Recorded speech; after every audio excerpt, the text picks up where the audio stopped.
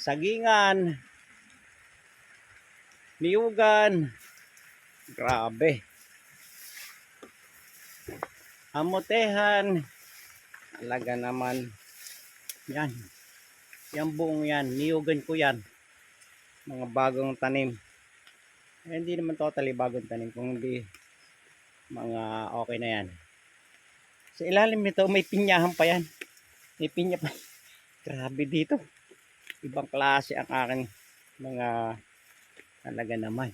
Ito pa, meron pang puso na saging.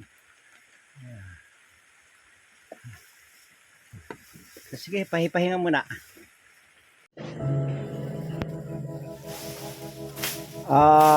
Ito, tinatabasan ko yung aking mga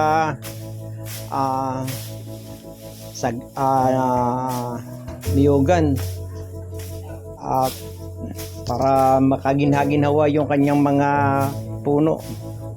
Ito medyo hindi naman bago, aking lang inaayos at matagal-tagal na akong hindi napupunta dito sa aking niyugan na bagong tanim.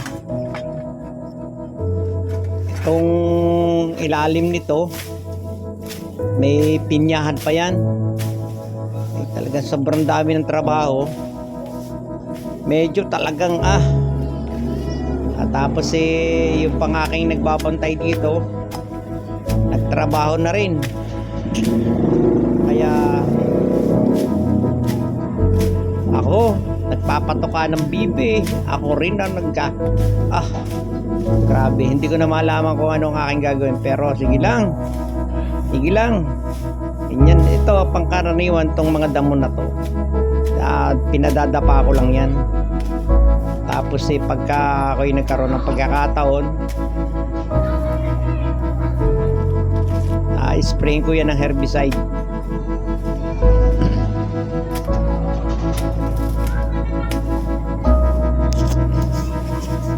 Naaliw ako dito sa aking trabaho, kahit naman sa alin trabaho, aliw naman ako medyo ang dating nag-iisa ako,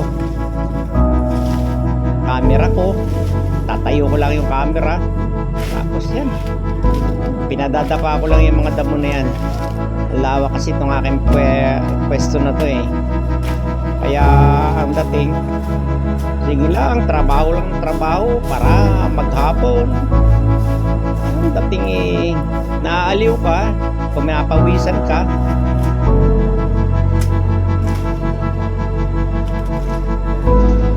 linis lang, sige, talagang ganyan talaga ang gustong may pangarap.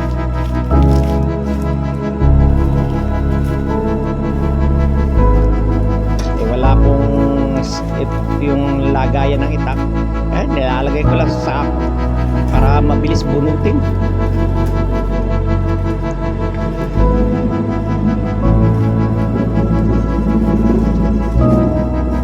Tapos lipat na naman, ganyan lang talaga.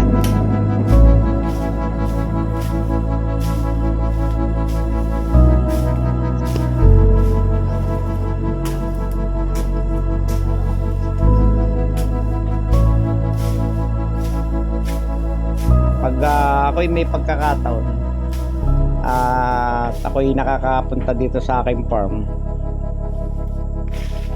ito ang aking ginagawa, naglilibang, nagpapapawis, talagang hindi maaaring hindi gagawin to dahil ito nag-rest day lang ako ng kaunti sa aking shop para mabigyan ng panahon itong aking sagingan, itong aking niyugan. Talagang napakahirap talaga pagka wala pang pang-upa. Talagang eto, solo.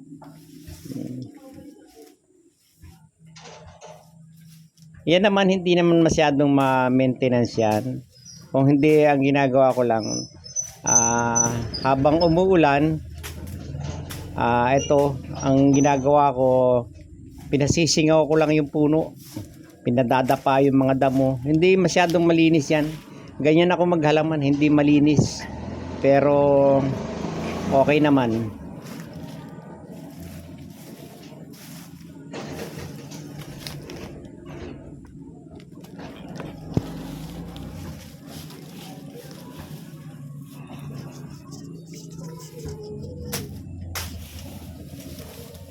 Yan, na-site ko naman dyan sa sagingan.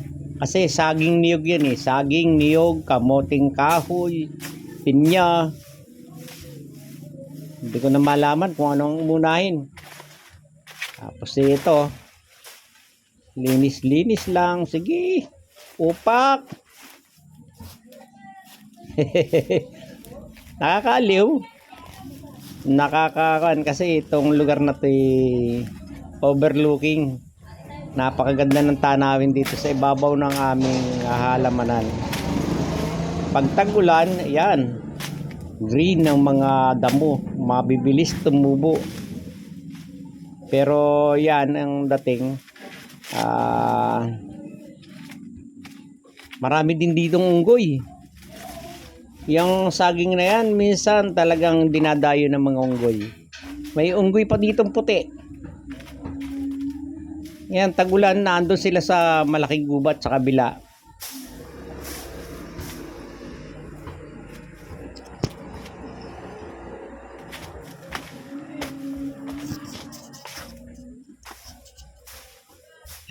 Yung inaani namin dito, nilalagay lang namin sa highway. Yun, nauubos naman.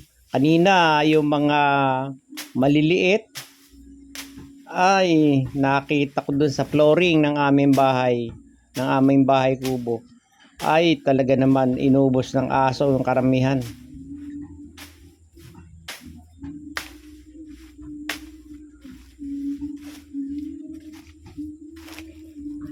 Kubo ko'y nag-iisa, talagang ganyan naman talaga ang gusto ko nag-iisa para wala akong naabala.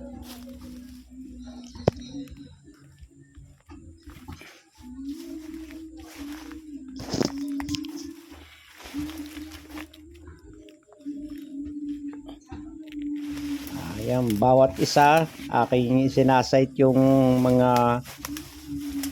puno. Tingnan mo, halos hindi na makita yung niyog. Okay lang yan. Basta tingnan mo, pinadadapa-dapa ko lang yan. Kasi yung damo na yan, bali yan ipatabayan sa lupa. Tsaka hindi naagnas yung taba ng lupa pagka ganyan ang dating.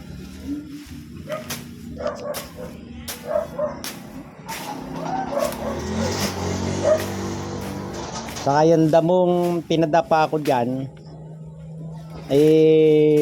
pataba din sa lupa yan.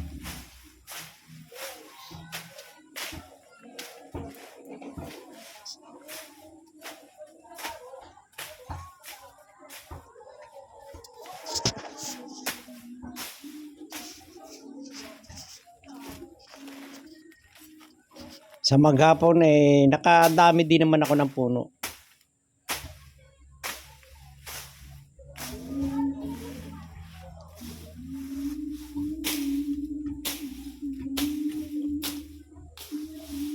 Tiya-tiyaga lang. Ganyan talaga hasyenderong walang pera. Nakakatuwa pero nakakaaliw. Tabas-tabas lang. Ganyan talaga ang buhay. Pagka gusto mong magpapawis. Pagka medyo ang dating nababagot kasi sa trabaho, diyan ka naman sa paghahalaman. Di yan, pinapawisan ka.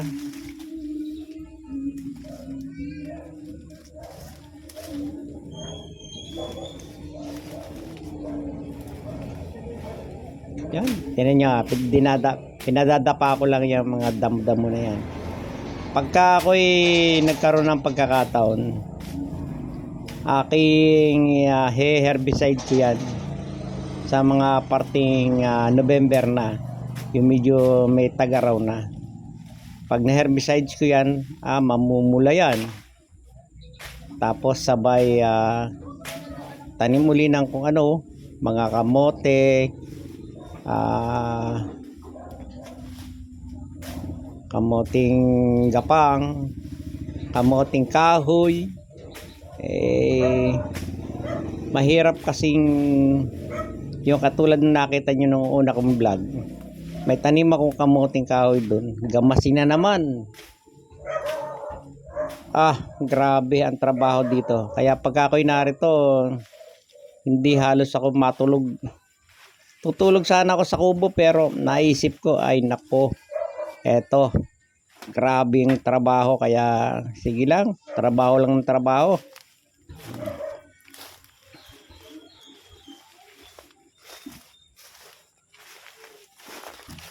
Yan, nakasite naman yan dyan sa puno ng saging. At tinan nyo yung sagingan ko, grabe. Tinan mo naman, halos hindi na makita ang puno. Pero nakakatiyaga naman ako. Tiyaga ng tiyaga. Ganyan lang.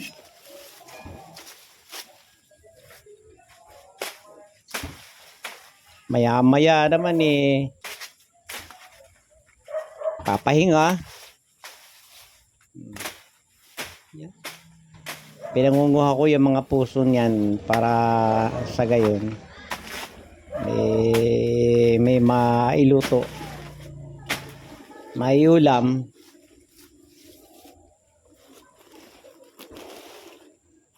Tulad niyang kamuting kahoy na yan, hawak-hawak ko na yan. Ay talagang napakarami yan dati. Inuunahan ako ng mga daga. Sige lang, para dating buhay din yun. Buhay ng daga yun, sila manguha. Ako naman, buhay ko magtanim. Nakakatulong ako sa daga. Daga naman, kinakain naman ng bayawak. Bayawak naman kinakain ng tao.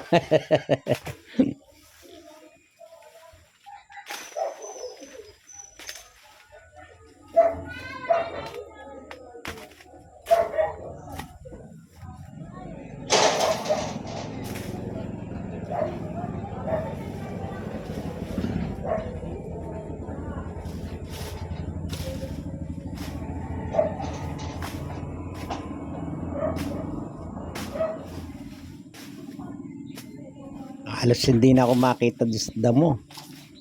Pero maya maya malinis yan. Makakahinga naman ngayon ang puno ng saging. Ang kabigatan kasi talagang mahirap talaga. Wala na akong nagtatrabaho dito, kaya ako na lang. Pa solo. Ayan, yung aming mga hayop, yung bibi ko dito sa ibabaw. Ang ginawa ko, binaba ko na rin kasi kinakain ng mga hayop. Kinakain ng aso, bayawak. Grabe. May ibon pa. May ibong malalaki dito na halos 1 di pa yung pakpak. Nakakatakot. Hindi ko alam kung ano yung klaseng hayop yun. Minsan dumapo sa puno ng mangga. Grabe. Takbuhan yung mga ibon. Yung mga pato, nagyup-yupan yung manok. Takbuhan sa silong ng bahay.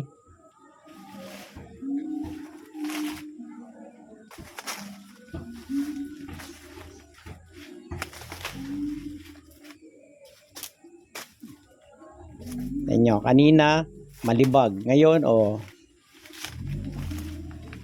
mayos-ayos na. Ang susunod na second deal niyan, aalisan ko yan ng mga maliliit na suwi para lumaki naman yung mapruning, mabigyan ng sustansya yung malalaking puno ng saging.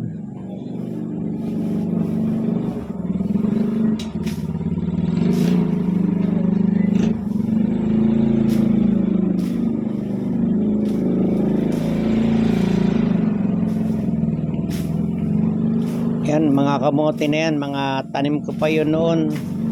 Hindi ko malaman kung naglaman sa ngayon. Maglalaman yan, pero naandyan naman yung katawan. Okay lang yan. Dahil itatanim ko rin yan.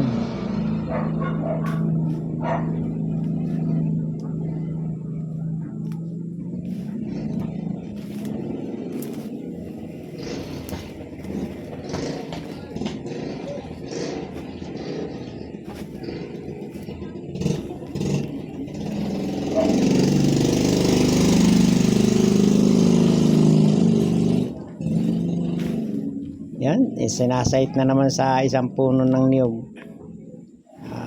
Dahil ang main objective ko dito, yung saging at saka niyog. Pagka yan may nalinisan, okay naman yan. Lagi kasing ako'y hindi nakakabisita dito. Ayan, pagka nagbisita, trabaho. Yan ang buhay ko eh. Talagang hindi ako tumitigil hanggat buhay. Sige, banat ng banat.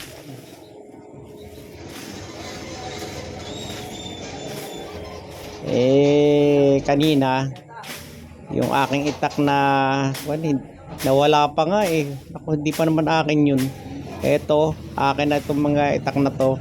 Butit na buksan ko yung lock nung susi sa ilalim ng kusina. Nasertehan ko naman. At nagusto yung susi ko doon sa susi nung locker ng bata ko.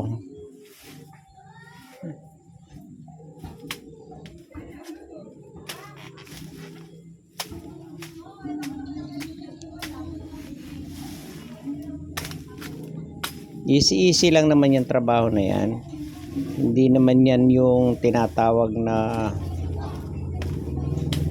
madugong labanan.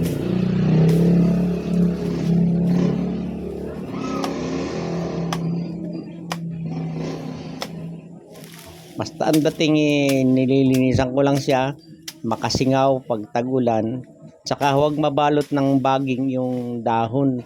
Kasi yung dahon na yan ang magpapadili ng kanyang paglaki.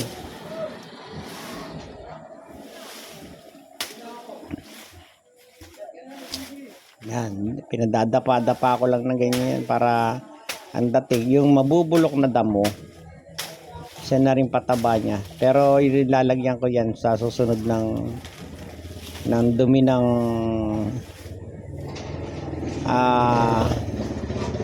dumi ng manok. Yung may ipa.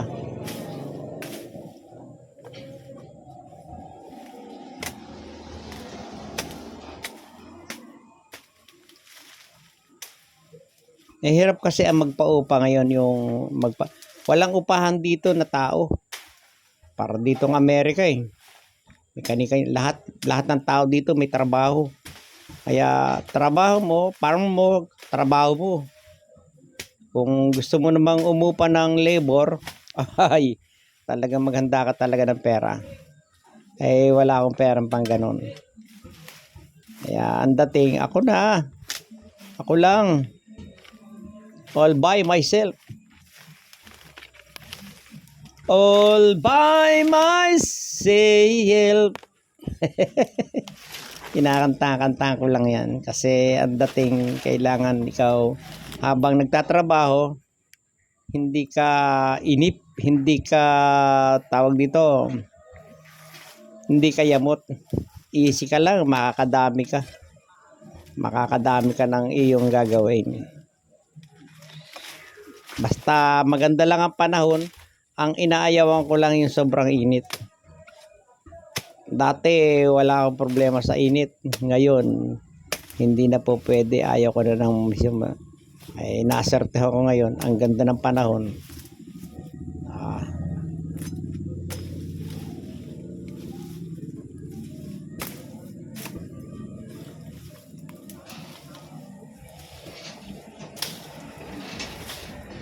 Kasi yung aking karatig dito ay Pinsanin ko sa kabilang parte. Ang kanila puro mangga. Wala nang asenso ngayon ng manggahan dito sa aming lugar. Kasi puro manggahan ang paligid. Kaya ang ginawa ko doon sa manggahan ko, pinauling ko na lang. O edi ginawa kong tabla, ginawa kong uling. Pinakaingin ko. Total ako naman nagtanim nun eh. Yan. Tapos di uling. Ngayon ito, niyuga naman ang aking ginawa. Wala kasi yung ang sagi ang mangga dito, puro insekto na. Nung araw nung kami wala pang masyadong mangga, 70 to 100 kaing ang nakukuha namin. Isang puno yun ngayon puro manggahan ng kapitbahay. Kita nyo, wala na. Mag-spray ka dito, lilipat dun sa kabilang area. Mag-spray ka, lilipat nun sa kabilang area. Tapos pagmamangga at ikaw ay nalugi ng 100,000, ay wala pa yan. Kaya dito ginawa ko niyuga naman.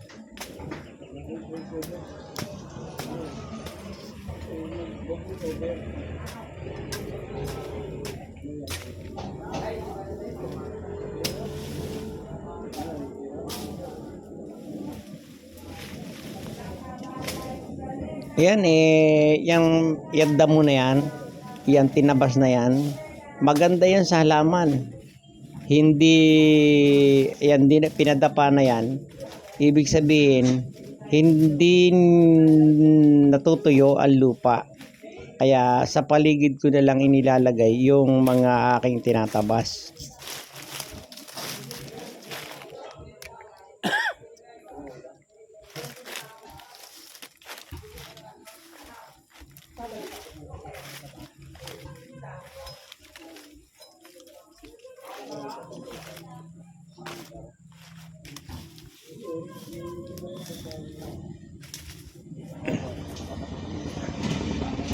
Ayan, magaganda naman tong mga puno na to. Kaya ang kulang lang nito linis. Nalinisan na ngayon. Yan.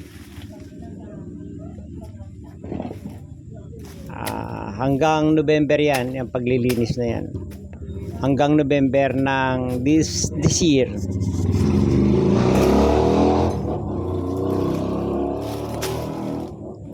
Hindi naman kailangan talagang totally malinis ang mga puno ng dito sa atin dito sa atin. Pero sa nakikita ko dun sa Thailand, wow, talagang napakaganda ng kanilang niyugan dun.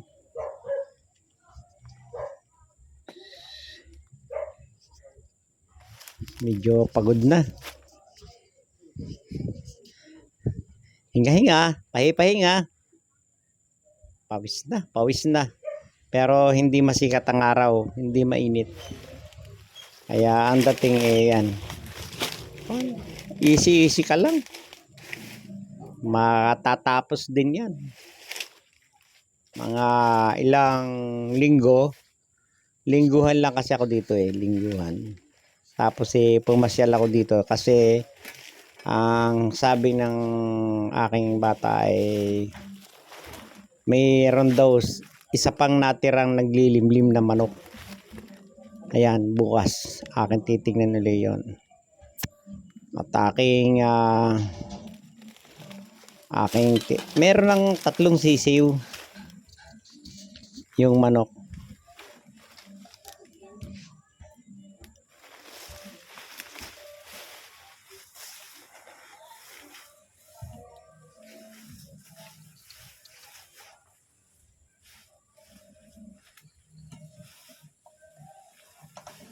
Tingnan mo. Ang taas ng mga damo.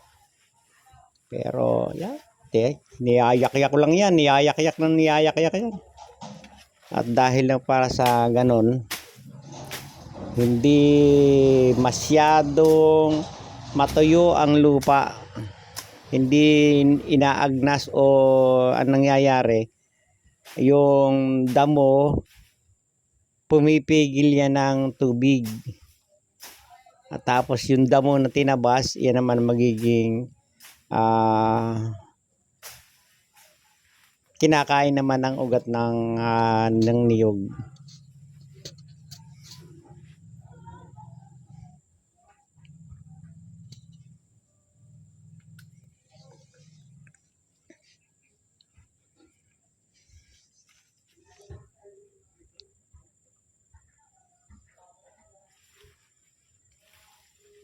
Yeah, medyo ang dating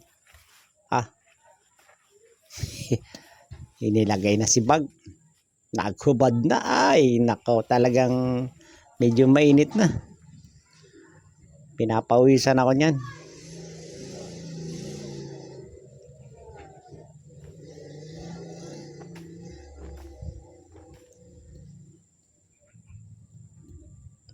Talagang pero hindi naman ako dibdiban ng trabaho, easy lang yan. Pagka ako'y sinipag, ayan, tinitira ko yan. Totally,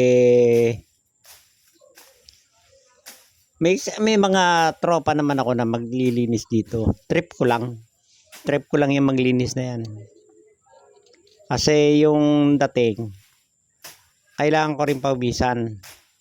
Kasi dito sa shop, puro computer, eto cellphone, gupit, computer, cellphone, gupit, edit. Yan, edit. Kaya kailangan natin magpapawis.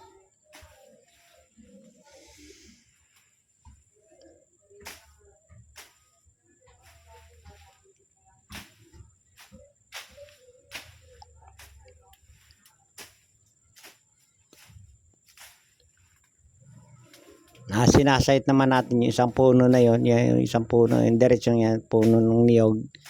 Sinasite natin yan dyan na para makita natin kung anong magiging dating.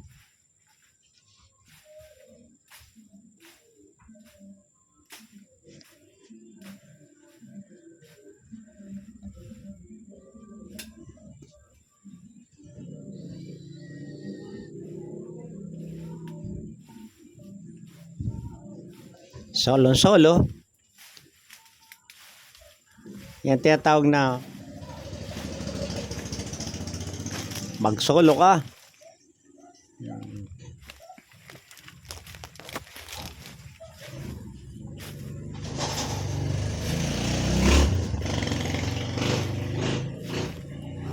Grabe talaga. Grabing libag ng aking halamanan, pero okay lang yan. Niyog naman siya eh. Nakikipaglaban yun sa sa damo. Pero mabuti na lang at walang nagsusunog sa lugar na ito. Ay napakaswerte nitong puno na ito dahil hindi nagkaroon ng sunog kasi wala masyadong tag-araw dito sa lugar na to eh. Bali noong itinanim ko to ay hindi ito nasunog, kaya ang dating yan, naging ganyan.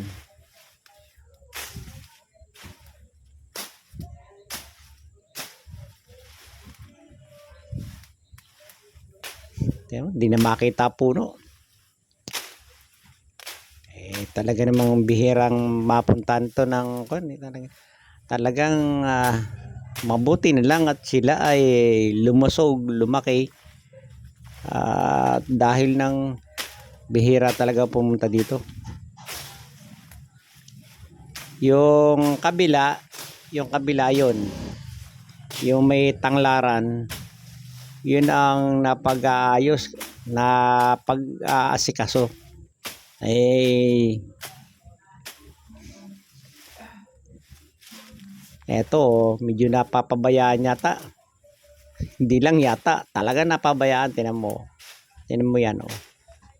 Ang baging, nasa puno na ng niyog.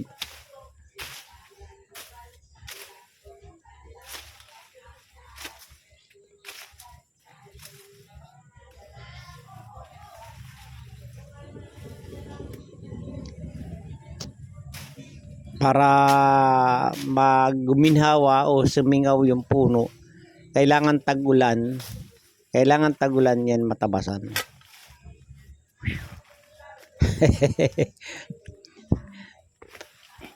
Medyo pagod na ako. Kaya ang dating na wala akong dalang tubig na inumin. Hindi ko naman nakalain ako magtatabas dito, kaya hindi ako nakapag-prepare ng dala. May tubig, pero hindi ko nadala nando sa kubo. Eto, trabaho lang ng trabaho. Tinitingnan ko ba, sabi ko kawawa naman itong puno ng aking mga niyog, dahil nang kung ito ay aking hindi ko matatabasan sa ngayon tag-ulan, pagdating ng tag-araw mahirap magtabas. Ang damo ay makunat siya, maganit. Ay ngayong tag-ulan, okay yan. Hindi pa nga magandang yung aking itak, hindi pa nga magandang talas niyan kasi nawala yung aking hasaan, hindi ko malaman, pero bibili uli ako.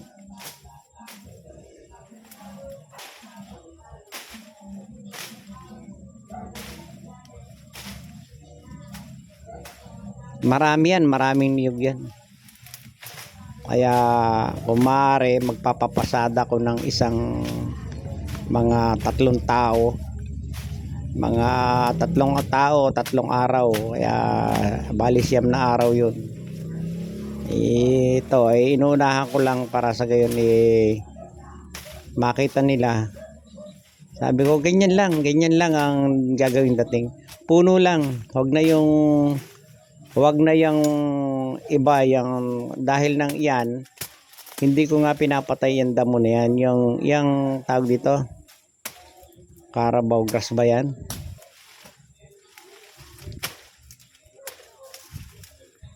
Dahil lang yan ay talagang pag yan ay nagtagaraw, matutuyo. Pag natuyo yan, yan ang pataba ng lupa.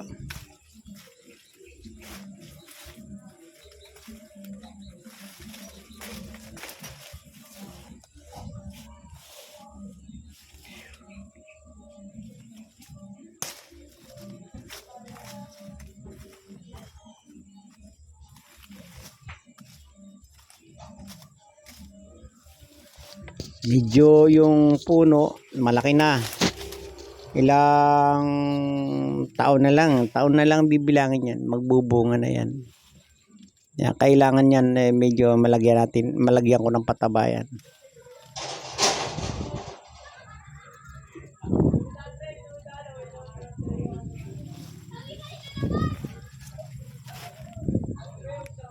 Yan, tiyambay yan na magsasaka. Hindi tiyan niya na magsasaka. Botsyog na payat. Ako'y nagpapapawis. Para nasa gayon, iwas tayo sa high blood. Nakasite na naman tayo dun sa isa.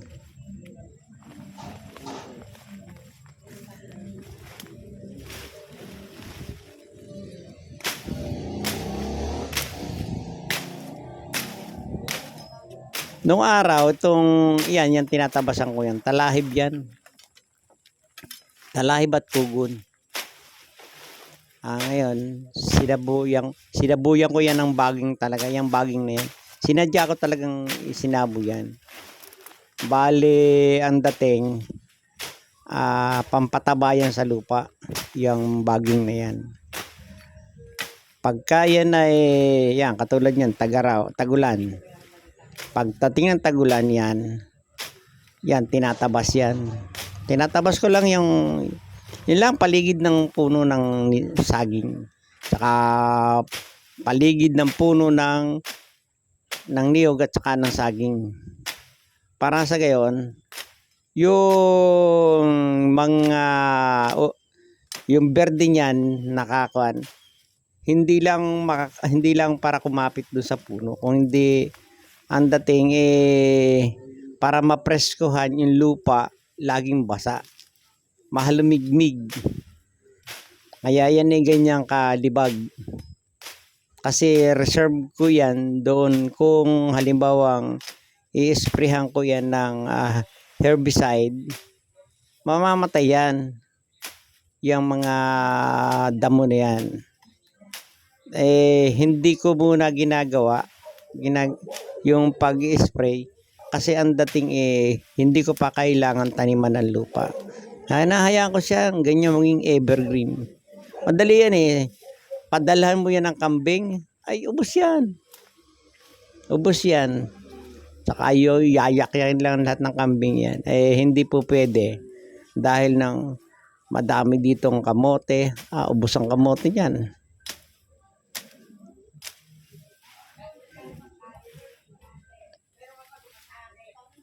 Kon lang yan, yung trabaho ko. Kon lang yan, bali hayahay lang yan. Hindi yung talagang dibdiban. Kasi hindi na yung katawan ko yung pangraskulan, yung dahil ng hirap na rin ako dito sa hindi naman hirap, abala ko dito sa aking shop. Eto nadagdagan pa nitong aking pagbablog. Ayan, salamat at ako'y maraming doon sa mga nanonood. Ako'y nagpapasalamat sa kanila, sa inyong lahat. Sa inyong lahat ako'y nagpapasalamat. At kung ano man itong aking ginagawang ito ay sana ako inyong suportahan para sa gayon tayo ay laging kakasama. Shout out sa inyong lahat dyan, mga tumutulong sa aking vlog. Aking mga subscriber, thank you sa inyo. At sinasagot ko naman kayo. Thank you for your support. Salamat sa pagsuporta. Na ikawan ko naman kayo, nabibigyan, nasasagot ko naman kayo. Salamat na sa mga tamsak nyo. Ako'y nagpapasalamat sa inyo sa lahat ng aking mga subscriber. At kung hindi dahil sa inyo, hindi ako mamonetize.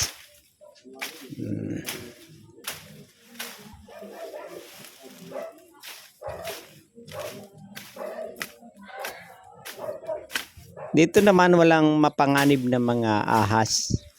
Wala. Kasi nung una, dito pugod talaga ito ng mga kobra. Hindi ko alam kung bakit nawala. Walang ni isang ahas dito. Wala rin sawa.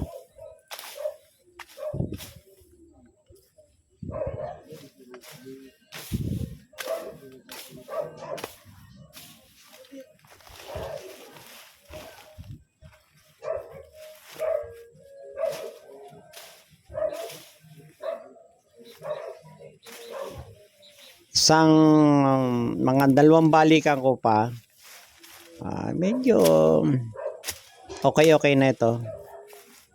Sold out na itong aking trabaho na ito. Hindi naman masyadong makunyan, yung mahirap linisin. Kasi itong halaman itong niyugan ito, magandang area niyan. Medyo kumbaga dahilig o medyo dalisdis lang ng konti. Ang dating banayad na tagilid.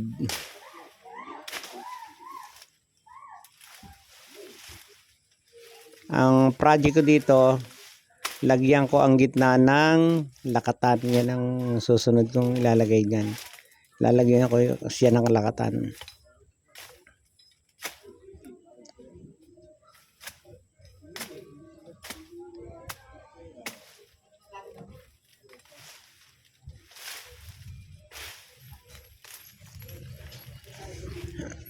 Yung mga damo,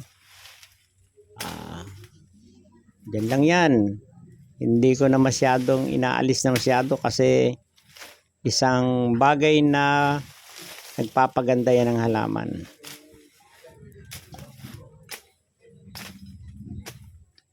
Akala nyo tatalunin ng damo ang niyog? Hindi. Basta yan, every year lang yan. Kailangan mong malinisan. Maganyan yan. Malinisan ang puno. Yung mga baging, alis.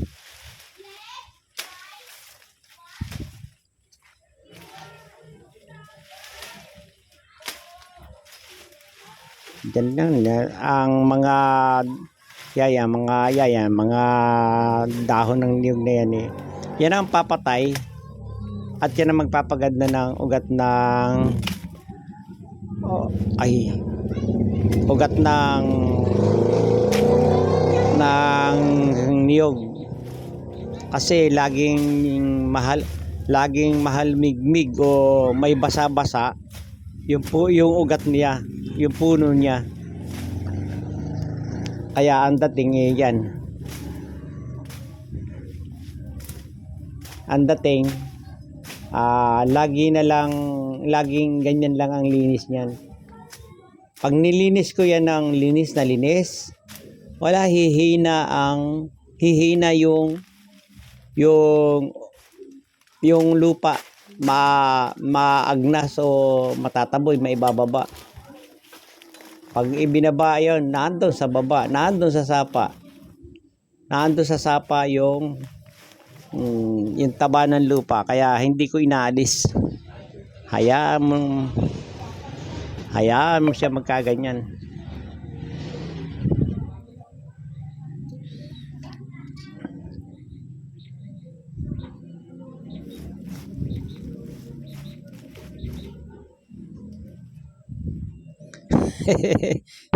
Medyo hirap na.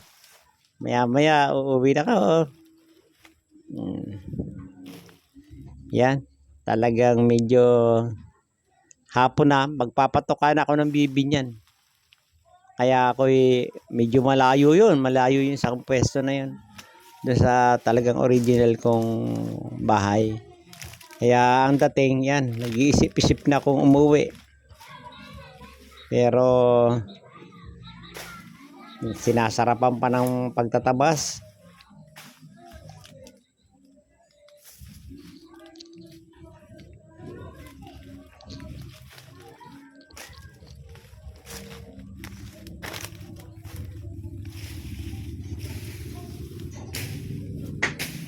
Sa ito, yan. Bali, sandali na lang at ako'y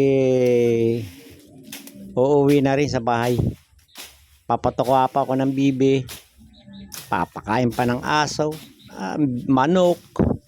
Wow, aking lahat. Meron naman akong isa dong, wala, hindi pwedeng pagkatiwalaan. Talagang totally.